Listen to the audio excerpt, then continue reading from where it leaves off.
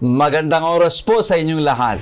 Isang dakilang pribilehyo at pagpapala mula sa ating Panginoon na muli tayong magkakasama sa programang Oras ng Pag-aaral. Kami po ay taus-pusong nagagalak na kayo'y aming makakasama sa isa na namang makabuluhang pagtatalakay ng salita ng ating Panginoong Diyos. Isang mainit na pagbati rin sa lahat ng ating mga masugid na tagapanood sa telebisyon at sa tagapakinig. Dito rin sa YouTube at sa AWR 89.1 sa Luzon, sa Visayas at sa Mindanao. Gayon din sa ating mga masigasig na taga-subaybay mula sa ibayong dagat, naway pagpalain tayong lahat ng ating Panginoong Diyos. Sa programang ito, sama-sama nating bubuksan ang salita ng Diyos at pag-aralan ang mahahalagang aral na makakatulong sa ating pananampalataya at pamumuhay. Ang ating hangarin na hindi lamang kaalaman, kundi mas malalim pa na pagkilala sa Panginoon at higit na pag-ibig sa Kanyang mga pangako na ating masusumpungan sa ating pag-aaral. Sa ating paglalakbay ng pag-aaral ngayong araw, makakasama natin muli ang dalawang espesyal na panauhin na magbabahagi ng kanilang pananaw at paliwanag mula sa ating leksyon. Kasama natin ngayon si Pastor Marvin Diaz, ang Ministerial Secretary ng Northern Luzon Philippine Union Mission. Kumusta ka ngayon, Pastor Marvin? Mabuti po naman, Pastor. Dahil sa biyaya ng ating Panginoong Jesus at nais ko rin pong batiin ang mga kapatid po natin dyan sa iba San Jose Tarlac na kung saan ay may AWR station dyan at ginagamit ito upang sa ganon ipahatid ang magandang balita si Brother Joseph, Brother Jones, Brother Elmore at ito po yung mga masugid na nakikinig at nanonood sa ating pong pag-aaral. So nawa, hindi lang po yung mga kapatid na yan, pati po sa lahat po na nanonood, saan man kayo dako sa Pilipinas o sa mundo, kami po ay bumabati po sa inyo. Amen. At syempre, kasama din natin si Pastor Relino Urbi, ang Sabbath School Personal Ministries Director ng Southern Luzon Philippine Union Mission. Magandang oras sa inyo, Pastor Ray. Kumusta ka ngayon? Magandang oras na naman, Pastor Jules, Pastor Marvin. Maraming salamat mga kaibigan at mga kapatid na kayo'y patuloy na sumusubaybay sa ating programang ito. Nais kong batiin ang mga kapatiran natin sa lahat ng mga nanonood dyan sa Batangas, sa Lucena, ganon din sa Katagalugan at lahat ng mga umattend sa ating nurturing core team, yung faith builders natin dyan. Kumusta kayo lahat? Alam ko na kayo ay patuloy nanonood, sumusubaybay at nag-aalaga sa mga bagong binyagan natin at patuloy silang maging alagad ng ating Panginoong Jesus. Maraming salamat po. Amen. Tayo po ay nasa panghuling trimestre ng ating pag-aaral na may pamagat mga aral ng pananampalataya mula kay Josue. Tunay na kamanghamanghang patuloy nating paglalakbay sa mas malalim na pagkaunawa sa mga banal na kasulatan. Sa pagkakataong ito, tayo po ay maghahanda upang sabay-sabay nating simulan ang ating pag-aaral ng leksyon. Inaanyayahan kong lahat na buksan ang kani-kanilang Biblia at sumunod sa ating pagbubulay-bulay ng salita ng ating Panginoong Diyos upang higit tayong patnubayan ng Espiritu Santo. At upang atin pong maumpisa ng ating pag-aaral ngayon ay tayo muna ay dudulog sa pamagitan ng panalangin. Hilingin natin si Pastor Marvin na manguna sa ating panalangin. Manalangin po tayo. Dakilang Diyos, aming pong inaanyayahan ng inyong banal na Espiritu na siyang manguna po sa aming pag-aaral. Buksan po ninyo ang aming puso, ang aming isipan, na ang aming mapag-aaralan, magbigay ito sa amin ng kalakasan ng pananampalataya. Pakainin niyo po kami sa mga masustansyang aral na aming pong Amen. pag-aaralan ngayon. Panginoon, batid po namin na ang banal na Espiritu ang siyang manguna sa aming pong pag-aaral. Marami pong salamat sa pagdinig sa aming panalangin sa pangalan ni Jesus. Amen. Amen. Ang ating talatang sasauluhin ay matatagpuan sa aklat ng Josue, Kapitulo 10, talatang 42. At ang lahat ng mga haring ito at ang kanilang lupain ay sinakop ni Josue na paminsan sapagkat ipinakipaglaban ng Panginoong Diyos ang Israel. Mga kapatid, ang aklat ni Josue ay nag-iiwan ng isang napakahalagang paalaala. Ang Panginoong Diyos ng Israel ang lumaban para sa Israel. Ang tagumpay ng Israel ay hindi nakabatay sa talino, sa digmaan, o sa lakas ng tao, kundi sa Diyos na siyang tagapagtanggol ng kanyang bayan. Ngunit dito, pumapasok ang ilang mahalagang katanungan. Bakit niya ba pinapahintulutan ng Diyos ang mga digmaan sa lumang tipan? Anong mga kondisyon na kanyang tinakda? At higit sa lahat, paano ito nagtuturo sa atin ng tunay na kapayapaan kay Kristo? Sa ating pagninilay ngayon sa panglima natin na leksyon, ating sisiyasatin ang mga tanong na ito at matutuklasan kung paanong kahit sa gitna ng digmaan, ang layunin pa rin ng Diyos ay hindi kalupitan, kundi pagtubos, kaayusan, at sa huli ay kapayapaan kay Kristo. Mga kapatid, halina't sama-sama nating suriin ang paksang ito sa pamagitan ng tatlong mahahalagang punto na magbibigay liwanag sa atin. Ang tatlong puntong ito ay nag-uumpisa sa letter C. Una, context of conflict. Pangalawa, conditions of combat. At ang pangatlo ay consummation of concord. Isa-isahin po natin ang tatlong punto pong ito upang atin pong makita ang mga mahahalagang aral tungkol po sa atin pong leksyon sa panglimang leksyon natin. Una ay ang ating context of conflict. Pastor Marvin, ano yung nakita mo dito mula sa background ng ating leksyon kung bakit pinapahintulot ng Diyos ang digmaan? Maganda siguro, Pastor, pag tingnan natin yung larger context nito. Kasi maganda po yung tanong kanina sa lumang tipan, bakit pinapahintulot ng Panginoon ng digmaan? Samantala, doon sa Ten Commandments, sinasabi na thou shalt not kill. Pero bakit dito may digmaan? Ano ba yung konteksto nito? At maganda po yung ating memory verse nagbigay na ng conclusion. Pag titignan natin, kasi yung memory verse natin doon, ang sabi doon, and Joshua captured all these kings. Captured, past tense na Ibig sabihin, Tapos na. tapos na. And ang sabi pa doon ay at sa huling praise, yung victory, nakuha nila. Ang sabi doon, because God fought for Israel. O di, maganda yun. Pero ano ba yung mas malaking konteksto nito para maintindihan natin? Balikan po natin yung Genesis 15:16. Na ito, yung ating mga nakaraang mga lesson, nabasa po natin ito, pero para emphasize po lang natin, ano bang sinasabi doon sa Genesis 15:16 na kung saan ay makita po natin na yung pangako na ibigay kay Abraham doon sa Kapitulo 12.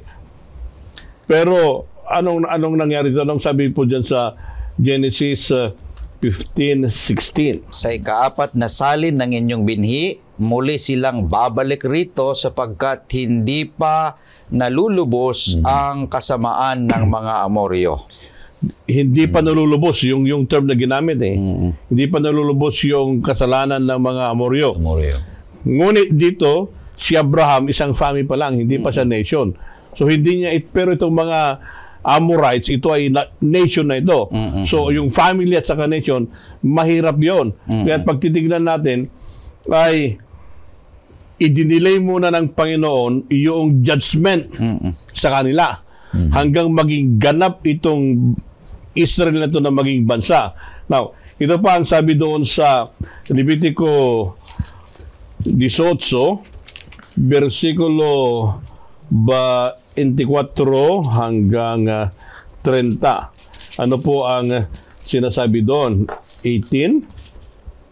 24 to 30. Okay. Ano po ang sabi po dyan, Pastor? Huwag ninyong dungisan ang inyong sarili sa alinmang mga bagay na ito, sapagkat sa lahat ng mga ito ay dinungisan ng mga bansang aking palalayasin sa harapan ninyo ang kanilang mga sarili, at nadungisan ng lupain, kaya't aking dadalawin ang kaniyang kasamaan, at isusuka ng lupain ang mga nanirirahan doon. Subalit inyong tutuparin ang aking mga tuntunin at ang aking mga batas, at huwag ninyong gagawin ang alinmang mga karumal-dumal na ito, maging ang mga katutubo o mga dayuhan na nanirahang kasama ninyo.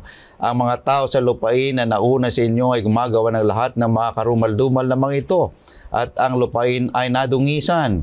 Baka isuka rin kayo ng lupain kapag dinungisan ninyo ito gaya ng mga pagsuka nito sa bansang nauna sa inyo. Sapagkat sino mang gumagawa ng alinman sa mga karumal-dumal na ito, ang mga taong gumagawa ng mga iyon ay tinitiwalag sa kanilang bayan. Kaya ingatan ninyo ang aking bilin na huwag gawin ang alinman sa mga karumal-dumal na kaugaliang ito na ginawa ng mga nauna sa inyo, at huwag ninyong dungisan ang inyong sarili sa mga ito. Ako ang Panginoon ninyong Diyos. Pag tingnan natin yung context na to, mayroon siyang ginamit doon eh.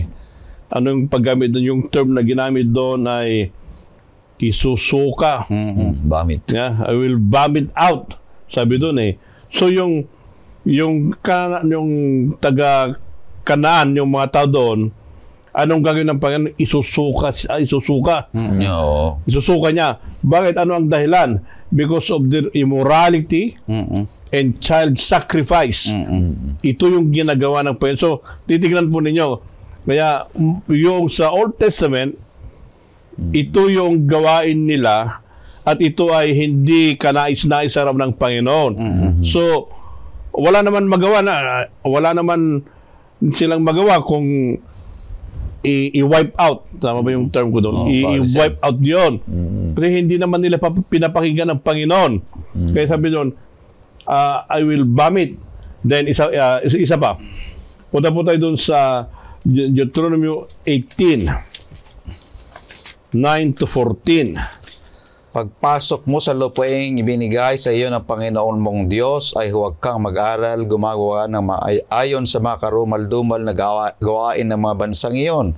Huwag makakatagpo sa iyo ng sino mang nagsusunog sa apoy ng kanyang mga anak na lalaki o babae bilang isang handog ng manghuhula o manggagaway o engkantador o mangkukulam, o gumagamit ng anting-anting o nagpapagamit sa masasamang espiritu o sa lamangkero o sumasangguni sa mga patay, sapagkat sino mang gumagawa ng mga bagay na ito ay karumal-dumal sa Panginoon, at dahil sa mga karumal-dumal na gawain ito ay pinalayas sila ng Panginoon mong Diyos sa harapan mo. Dapat kang manatiling walang kapintasan sa Panginoon mong Diyos, sapagkat ang mga bansang ito na iyong aagawan ay nakikinig sa mga away at mga manghuhula, ngunit tungkol sa iyo, hindi ka pahintulutan ng Panginoon mong Diyos na gawin mong ang gayon.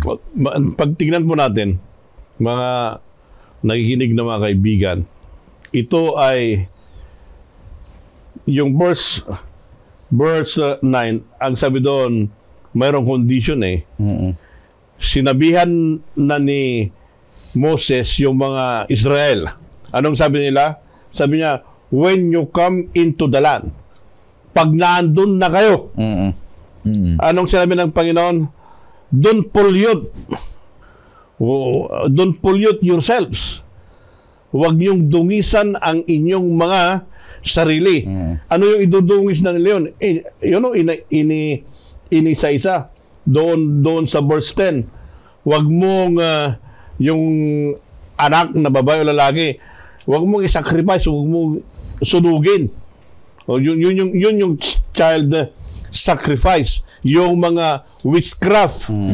O ano pa, yung bang mga ginagawa ngayon, nung panahon na yon, ginagawa na pala yon. Ngayon, ginagawa pa rin ngayon. Kaya sabi ni Moses sa kanila, pag nandun na kayo, don't pollute yourselves. Huwag kayong mahawa sa kanilang ginawa para hindi mahawa yung mga Israel. Anong gagawin nila? Wipe out. Total annihilation. Yun, kaya ito po kasi yun, pag binuhay nila, anong mangyayari? Either sila ang maka-impluensya sa kanila or sila ang ma-impluensyahan. Kaya sabi ng Panginoon, mas maganda na lang hindi naman nakikinig sa akin yan patayin na lang. Tabi na. Yeah. Kaya ito hindi ko rin maintindihan noon dito sa Old Testament, yun pala yung mga reason. Kaya doon po sa verse 13, ang sabi doon, you shall be blameless before the Lord. Ito ay before entering ito before entering. Tingnan nyo, after ito doon sa Isra, after captivity, meron na naman ipinagbili ng Panginoon sa kanila. Dadako tayo doon sa Isra 9:11. Na iyong iutos sa pamagitan ng iyong mga lingkod na mga propeta na sinasabi, ang lupain na inyong pinapasok upang angkinin ay isang maruming lupain na may karumihan ng mga mamamayan ng mga lupain dahil sa kanilang karumihang pamuno sa magkabilang dulo ng kanilang mga kahalayan. Tingnan nyo, inuli na naman yon. Yung lupang pupuntahan nyo ay maruming lupa. So don't pollute yourselves. Kaya ito pong pinag-aralan po natin na context of the conflict. Ito yung konteksto kung bakit ng Panginoon ay itaboy ang mga ito, patayin ang mga ito. Ito yon. Gusto ng Panginoon na yung identity ng bansang Israel ay kakaiba doon sa mga ibang bansa.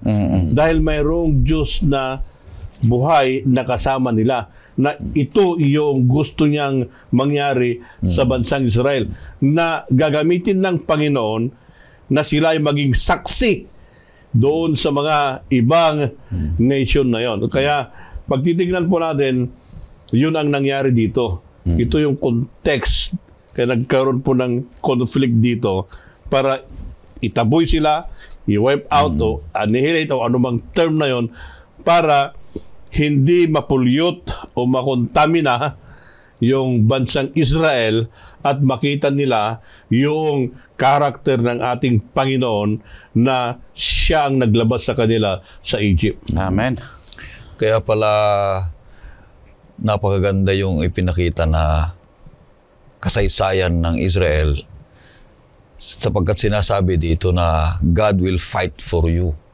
Unang-una sa lahat, yung sinabi ni Pastor Marvin na ang Diyos ang nakikipaglaban sa kanila. Ibig sabihin, meron silang theocratic form of government.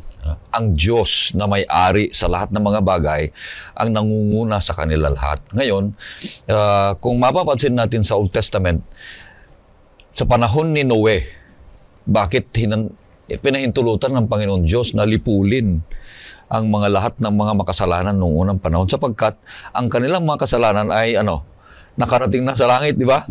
Kaya pinahintulutan ng Panginoon Diyos na dumating ang baha na namatay halos lahat ng mga tao except yung pamilya ni Noe.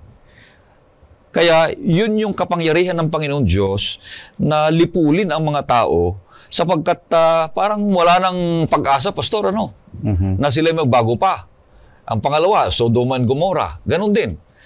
At sa susunod dito yung Kanaan, sapagkat sinabi niyo kanina, sabi natin, binasa natin na hindi pa nakarating. So ngayon, dumating na ang Israel doon sa lugar na yon, dumating na ang kasalanan nila, sapagkat ang kasalanan nila ay sinabi ay idolatry, meron pang ginawang prostitution, ang isang pagsamba nila ay prostitution, at ipinaghahandog nila ang mga anak nilang panganay na imbes na ito ay isang alagaan at magiging kapamilya, hindi, kundi ginagawa nilang paghandog sa Diyos-Diyosan ang kanilang mga anak na panganay. So ito yung isang kasalanan na hindi kaya ng Panginoon Diyos na tiisin, kundi ginamit niya ang bansang Israel upang ang bansang ito ay talagang malipol o kaya mawala sa kanilang paningin. At magtatag ng Panginoon Diyos ng bagong bansa na bansang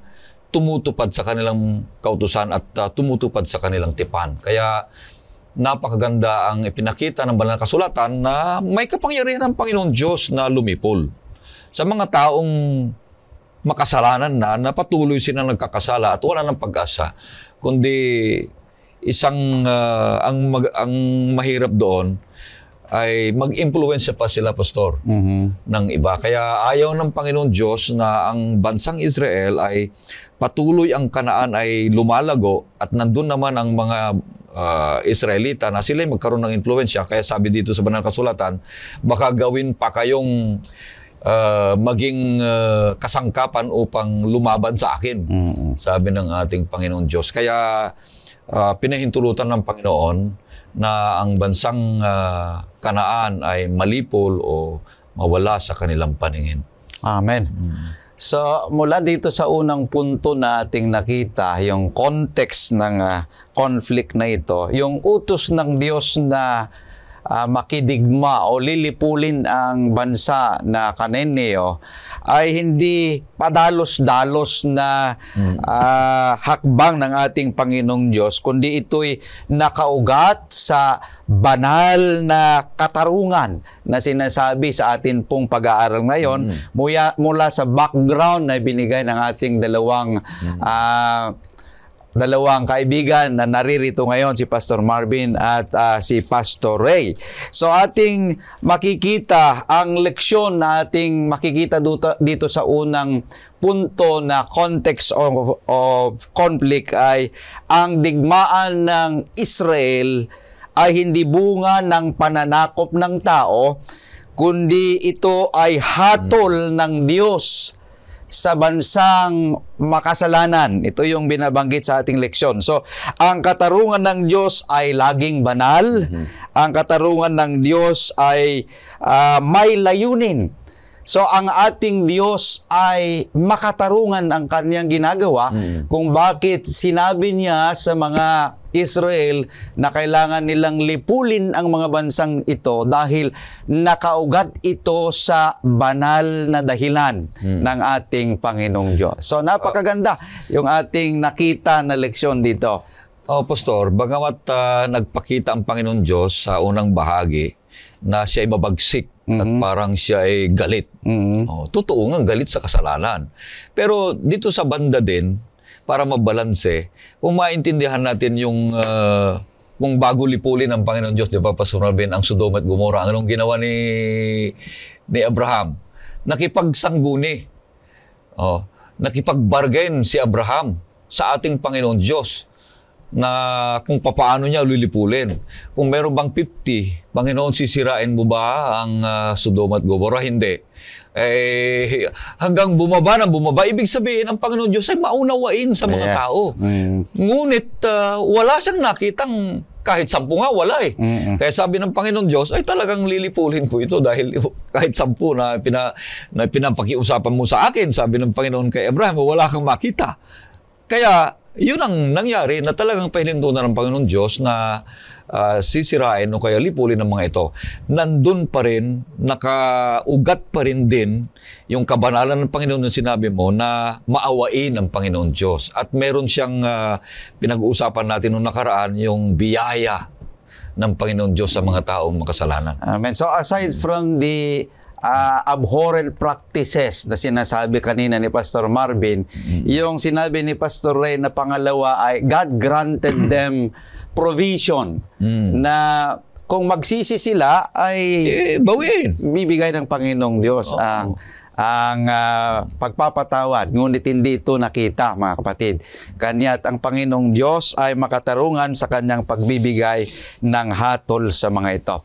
Dadako tayo sa pangalawang punto, conditions of combat. Pastor Marvin at Pastor Ray, meron tayong sinasabi sa military na rules of engagement, na kung saan meron lamang limitation, yung authority na specifying limitations under which forces kung saan sila mag-e-engage ng combat sa kanilang enemy. Yun yung sinasabi na rules of engagement. So dito, sa ating leksyon ngayon, meron ding conditions of combat, yung limitations and conditions of divine war na ating makikita sa ating leksyon. Ano ito, Pastor Marvin?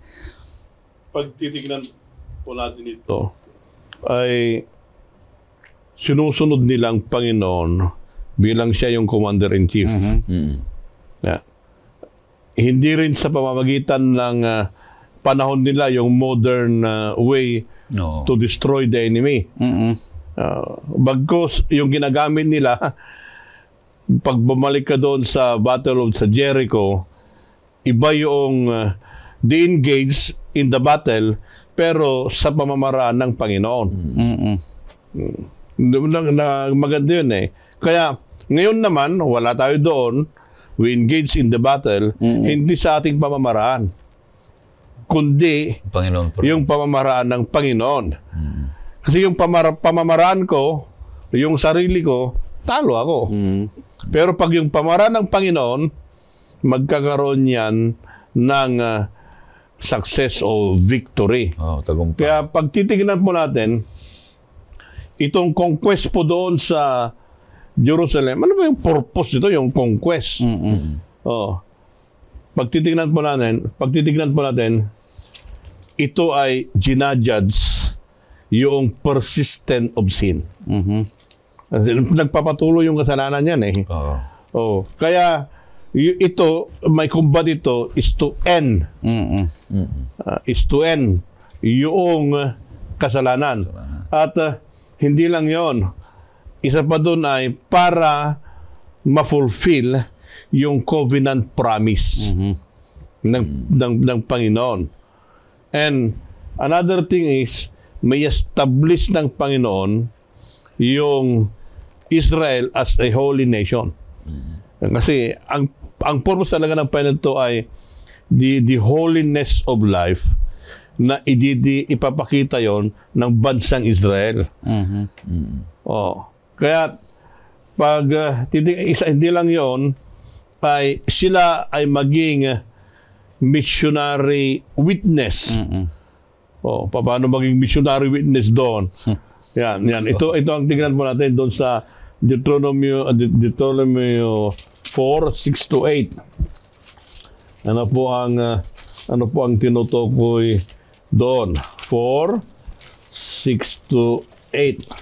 Tuparin ninyo at inyong gawin sapagkat ito ang inyong magiging karunungan at kaalaman sa paningin ng mga tao na makakarinig ng mga tuntuning ito at magsasabi, tunay na ang dakilang bansang ito ay matalino at may pagkaunawa, sapagkat aling dakilang bansa ang may Diyos na napakalapit sa kanila na gaya ng Panginoon nating Diyos tuwing tumatawag tayo sa Kanya, at aling dakilang bansa ang may mga tuntunin at mga batas na napakatuwid na gaya ng buong kautosang ito na aking nilagay sa harapan ninyo sa araw na ito?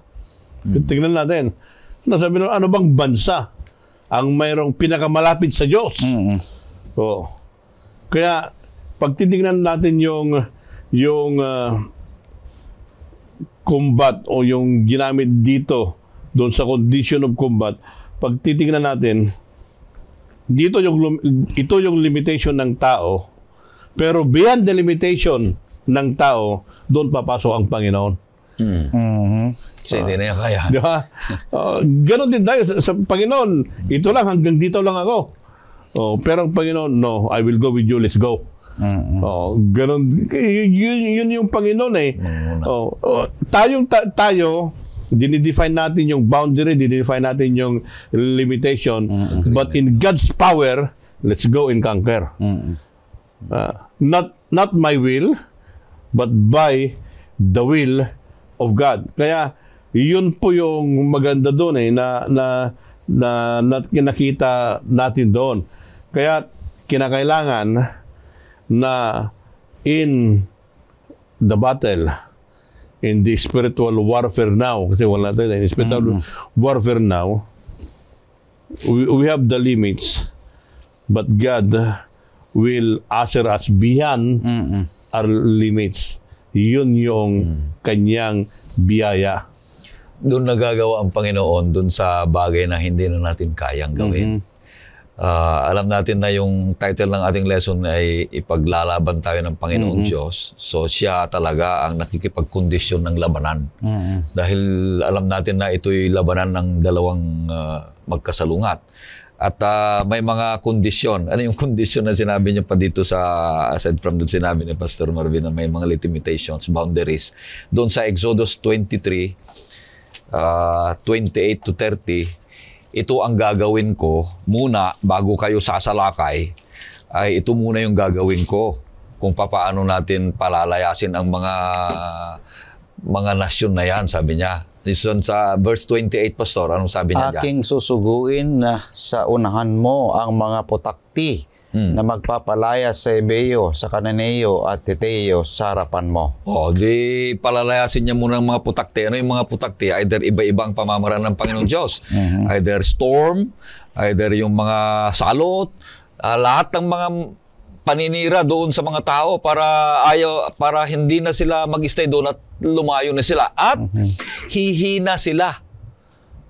Kung yung maraming mga sakit, kung ano ang darating sa kanila, mahina na sila. So pagdating ng mga Israelites, ay talong-talo sila. Ganun ang mga unang style ng Panginoon Diyos, yung mga bagay na yon. At may mga kondisyon siya. Doon sa verse 29, ituloy mo, Pastor. Verse 29, hindi ko sila papalayasin sa harapan mo sa loob ng 1 taon. Baka ang lupa'y maging ilang at ang mababangis na hayop ay magsidami laban sa iyo. O bakit? Bakit hindi niya agad-agad, dahan-dahan? Ay gustong pala ng Panginoon na yung ecosystem, Pastor Norben? Kung palayasin niya dito yung lupa ay magiging wilderness, wala nang titira, hindi na maayos. So, hahayaan muna ng Panginoon Diyos, dahan-dahan yan, para yung ecosystem ay patuloy na lumalago, pero darating ang panahon na sila ay malilipol din sa bandang huli. Ano pa ang pangatlo dito sa verse 31? Pastor, basahin mo pa. Aking lalagay ang inyong hangganan mula sa dagat na pula hanggang sa dagat ng Pilistia at mula sa ilang hanggang sa Euphrates sapagkat aking ibibigay sa iyong kamay ang mga nananahan sa lupain at iyong papalayasin sila sa harapan mo. O yun, may mga hangganan. Yung sinasabi kanina, may mga hangganan, may mga limitations. Yun ang rules of engagement ng labanan para sa ating Panginoon Diyos. At yung alliances, yun na. Yung sinabi natin kanina, huwag kayong makipag-alliance. Huwag kayong makipagtipan doon sa kanila sapagkat gagamitin kayo upang lumaban sa akin. Ang pinaka mabuti pa dito, Pastor, na sinasabi sa ating leksyon, yung tungkol sa conditions ay dun sa Deuteronomy 20, verse 16. Deuteronomy chapter 20, verse 16. Ngunit sa mga bayan ng mga taong ito na ibinibigay sa iyo ng Panginoong mong Diyos, bilang pamanay, huwag kang magtitira ng may buhay sa anumang bagay na humihinga. Haba. So huwag kang magtitira ng anumang buhay. So lahat ay lipulin. At mayroon siyang i-preserve. Sabi dito, yung huwag kang puputol. 17 and 18 siguro yun, nandun. Kundi yung lilipulin sila ang Heteo, Amoryo, Cananeo, Pereseo, Veo at ang Jebuseo gaya ng iniutos sa iyo ng Panginoon mong Diyos upang huwag nila kayong turuang gumawa ayon sa lahat nilang karumaldumal na mga gawa na kanilang ginagawa sa kanilang mga Diyos upang kayo'y magkasala laban sa Panginoon ninyong Diyos. Yun. Napakaganda yung mga conditions ng Panginoon Diyos na pagkatapos sa lahat, pag ikaw ay nagtagumpay na, ay huwag kang makipag-alyansa, maimpluwensyahan sapagkat kung gagawin mo yan, magiging kalaban din kita. Hindi ka na tumutupad sa aking tipan. Kaya nga lahat ng mga ito ay kondisyon para mangyari nawa ay patuloy na ikaw na Israel ng buong bansa ay inaangkin ko at magiging ilaw at magiging sinabi kanina Pastor Alvin, misyonero sa buong bansa na ako ang iyong Diyos at kayo ang aking bansa. Yun yung tipan. Ang tipan ay ako ang Diyos, kayo yung aking bansa. Paano magiging sustain yung tipan o manatili ang tipan? Ito yung mga kondisyon. Kung kayo ay sumunod sa akin, sabi ng Panginoon Diyos, patuloy kayong makakatanggap ng mga maraming mga biyaya, mga pagpapala. Pero kung kayo ay sumuway sa aking kautusan o kaya sa ating tipan, ay mapapabayaan kayo at ang mga kaaway, ang mga kalaban ninyo ay susugpuin kayo at kayo ay mapapahirapan bilang aking mga anak. Amen. Mula doon sa sinabi, mga kapatid, ng ating mga kaibigan na naririto na nagpapaliwanag sa atin, meron din akong nakita na conditions of combat, yung rules of engagement sa chapter 20 verses 10 and 11 sinasabi, kapag ikaw ay lalapit sa isang bayan upang makipaglaban, ay iyong ihahayag ang kapayapaan doon. Kung sasagutin ka ng kapayapaan at pagbubuksan ka, ang buong bayang matatagpuan sa loob ay gagawa ng sapilitang paglilingkod at maglilingkod sa iyo. Ngunit kung ayaw nitong sumuko ng mapayapat sa iyo, kundi makipaglaban sa iyo, kukubkubin mo nga ito. So dito ating makikita na inuutos ng Diyos sa Israel na una, bago sila makidigma, ay mag-alok muna sila ng kasunduan ng kapayapaan. Ito yung kuminsan ay ginagamit sa rules of engagement na kung saan magbigay muna ng kasunduan ng kapayapaan na kung gusto ay huwag makipag-away.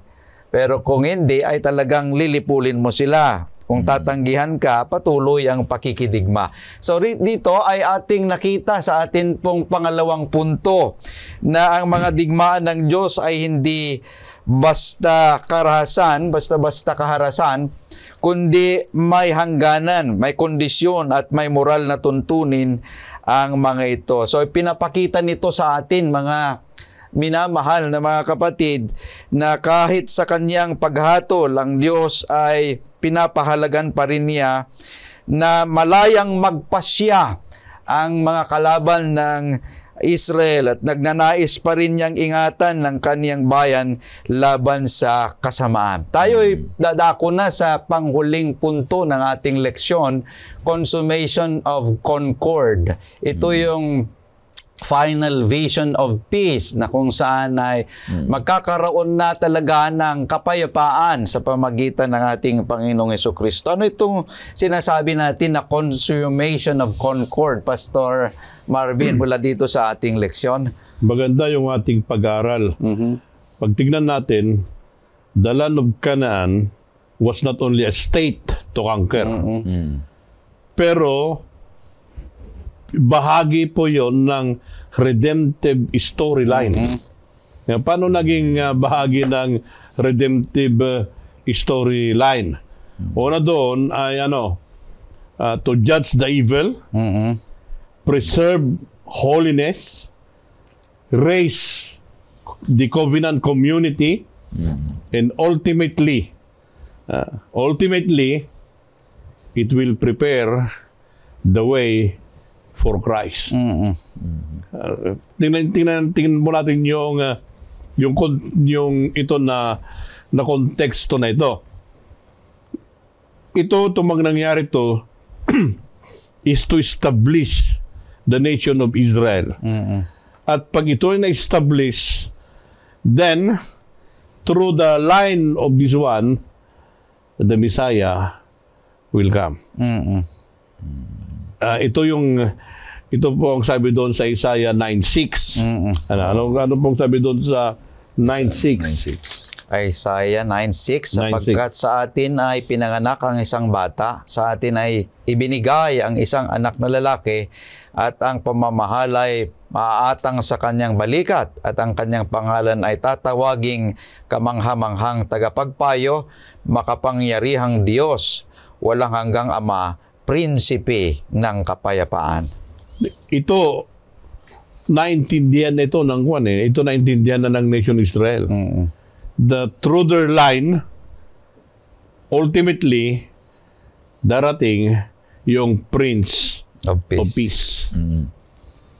Kaya, pag titignan natin itong mga nangyari ito sa Old Testament, ay ito ay preparation for the final peace na ibigay ng ating Panginoong Hesus. Ngayon, pag titignan natin, magulo ang sanlibutan ngayon. Walang kapayapaan. Walang kapayapaan sa kapanahonan natin. O may mga gera.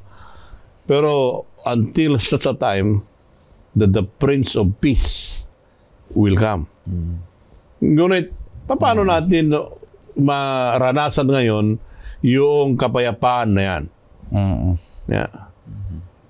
Pag yung buhay natin ay nakay Kristo at yung battle, yung personal battle, spiritual battle, ay hayaan natin ang Panginoon ang siyang mga siwal niya dyan, then we can experience the presence of the Prince of Peace. Amen. Ganda. Alalahanin natin na ang tagumpay ng Israel sa pamumuno ni Josue ay hindi sa lakas militar, kundi ang tagumpay nila ay dahil sa presensya ng Panginoong Diyos na lumalaban para sa Israel. At yung presensya ng Panginoong Diyos ay napakapangyarihan na ito'y nagbibigay ng tagumpay sa bawat isa sa kanila. Ngayon, dahil si Josue ay inihalin tulad natin na ito'y ginamit ng Panginoon Diyos para lumaban sa mga kalaban. No? Si Jesus naman ay siya ang lalaban sa spiritual buhay ng bawat isa sa atin. Si Josue ay dinala niya ang mga Israelita sa Kanaan at nagkaroon nga sila ng kapayapaan. Ganon din si Jesus. Ang bawat isa sa kanila, kung sino man sa atin ang magpasakop doon sa pangunguna ni ang ating Panginoong Hesus, ay mabibigyan tayo ng kapayapaan. Ganon din yung pangunguna ni Josue, di ba?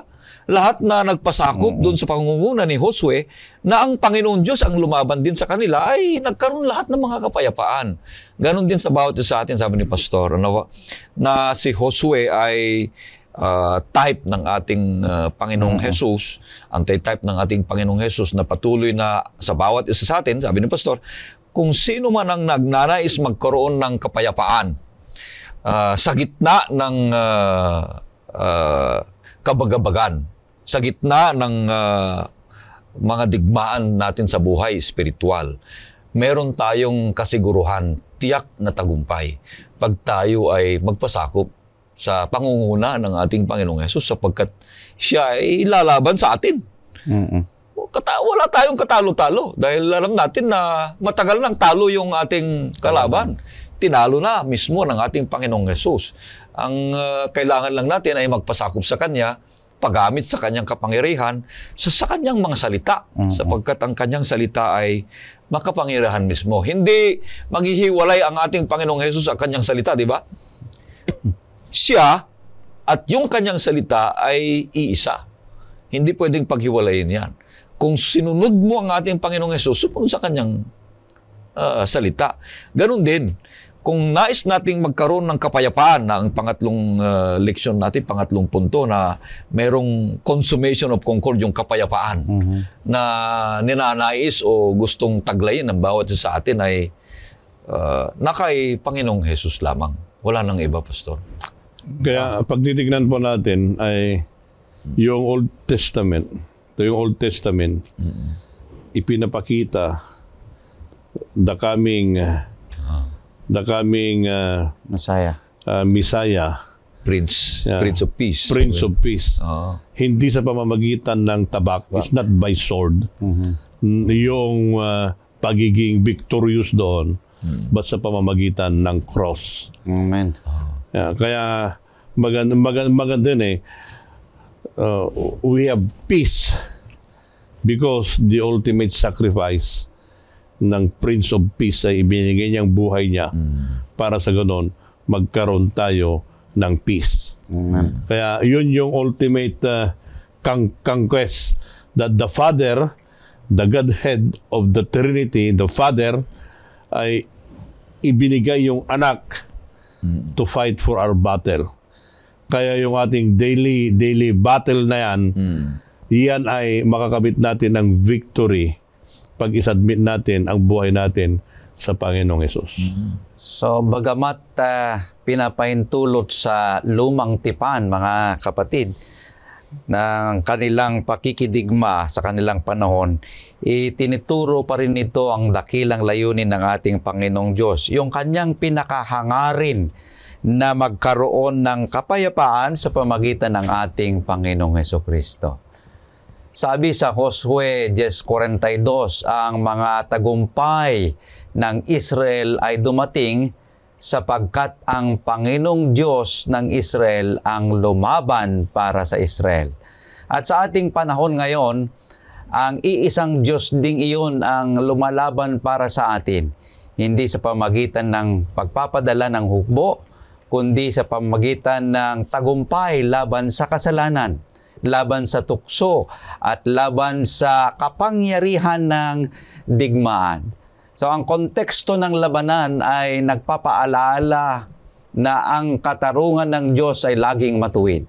Ang mga kondisyon ng pakikipaglaban ay nagpapakita ng mga paraan ng Diyos ay maayos at may layunin kahit sa kanyang paghatol. At ang kaganapan ng kapayapaan ay nagtuturo sa atin kay Kristo, ang prinsipe ng kapayapaan na siyang nagtitiyak ng walang hanggang kapayapaan para sa kaniyang bayan.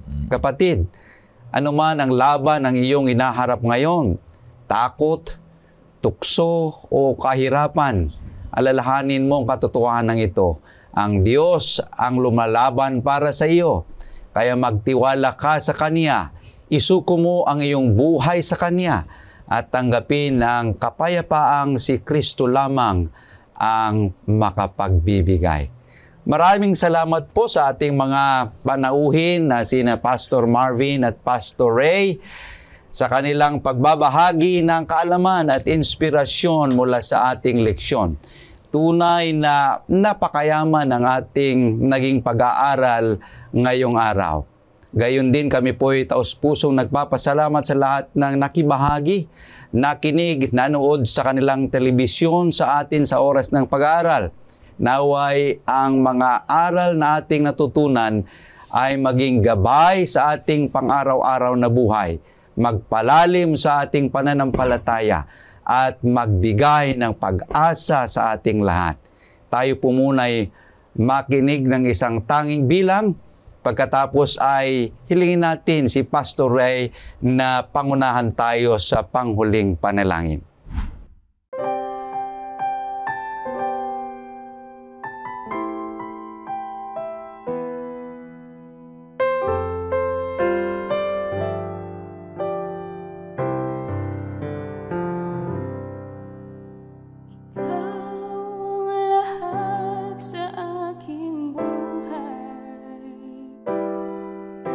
Pag-asa ay iyong pinibigay.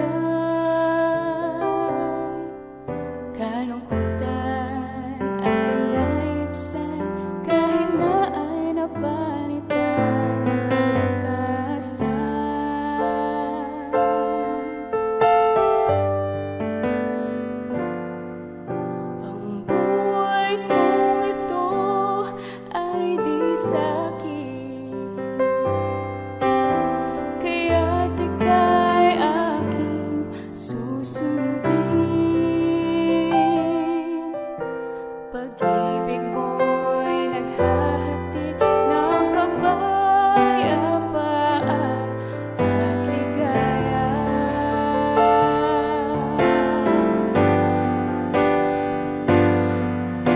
Salamat, O Panginoon, di mo ako pinabayaan noon hanggang ngayon.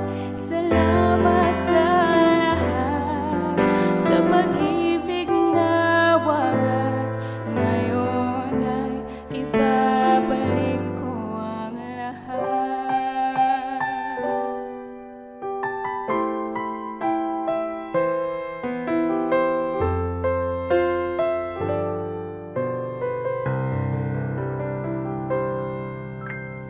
Aawit ako ng papuri,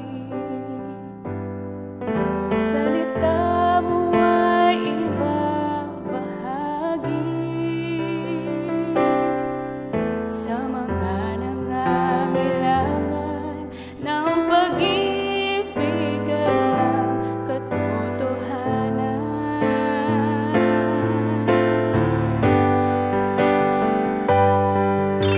Salamat, O Panginoon, di mo ako pinabayaan noon hanggang ngayon. Salamat sa lahat, sa pag-ibig na wagas. Ngayon ay ibabalik ko ang lahat.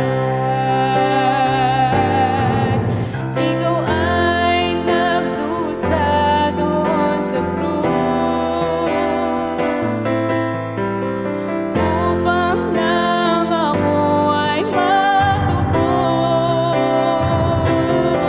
Kaya salamat ng lubos sa pag-ibig na di naubos.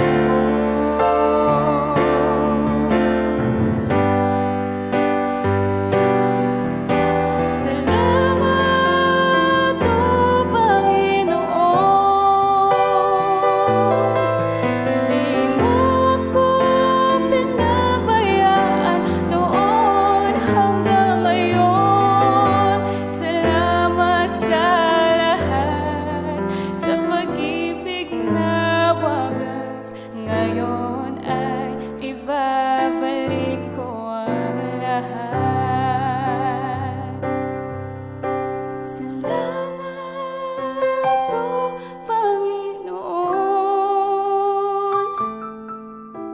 patawad kung ako'y nagkukulang hanggang ngayon.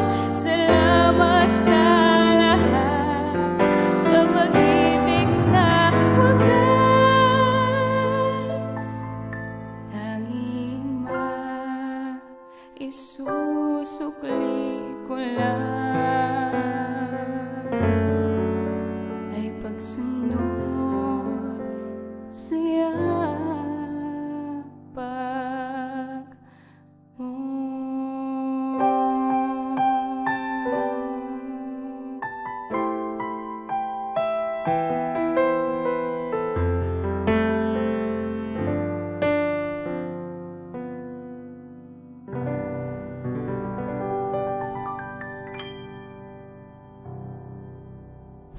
O dakilang Diyos sa manaming banal, napakapangyarihan ang iyong katangian. Sinusuko lahat namin ang aming sarili sa inyo sapagkat alam namin at kinikilala na kayo ay lumalaban para sa amin. Alam namin na ang Diyos na lumaban para sa Israel sa panahon ni Josue ay siya ring Diyos na inihula ni Isaias na darating bilang isang Mesyas, prinsipe ng kapayapaan. At ang tagumpay ni Josue ay mga pansamantalang tanda. Ngunit itinuro ni Isaias si Kristo na siya ang aming tunay na banal na mandirigma na lumalaban sa higit na laban na nagdudulot ng tagumpay na magbibigay na walang hanggang kapayapaan. O Panginoon Diyos, tulungan niyo kaming patuloy na magtagumpay at magwagi sa kasalanan, sa kadiliman, at sa kapangyarihan ng mga tukso. O Panginoon Diyos, tulungan niyo kami na ang sapat lamang ay iyong biyaya na tunay na nagliligtas sa amin at iyong kaawaan. Basbasan ng bawat isa sa amin, Panginoon Diyos. Ito hiling namin sa pangalan ng aming Panginoong Jesus. Amen. Amen. Kapatid, huwag po ninyong kalimutang muli tayong magsama-sama sa susunod na edisyon ng Oras ng Pag-aaral. Hanggang sa muli, ako po ang inyong kapatid, Pastor Jules Bermudez. Naway ang biyaya at kapayapaan ng ating Panginoong Diyos ay sumasa ating lahat.